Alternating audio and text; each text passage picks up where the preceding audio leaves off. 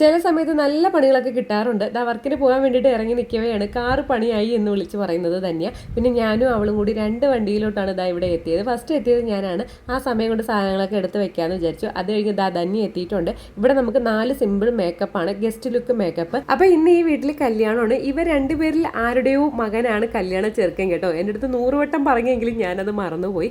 അങ്ങനെ എത്രയും പെട്ടെന്ന് തന്നെ വീഡിയോ എടുക്കാനൊന്നും സമയം കിട്ടിയില്ല. എത്രയും പെട്ടെന്ന് തന്നെ ഇവരൊക്കെ റെഡിയാക്കി നിർത്തിയിട്ടുണ്ട്. നയനയുടെ അമ്മയ്ക്കും വല്യമ്മയ്ക്കും ഒക്കെ ഭയങ്കര ടെൻഷനായിരുന്നു മേക്കപ്പ് കഴിയുമ്പോൾ ഒരു പുട്ടി അടിച്ച ഫീല് വരുമെന്ന്. പക്ഷെ നമ്മൾ കറക്റ്റ് സ്കിൻ ടോൺ വെച്ച് തന്നെയാണ് കാര്യങ്ങൾ ചെയ്തു പോയത്.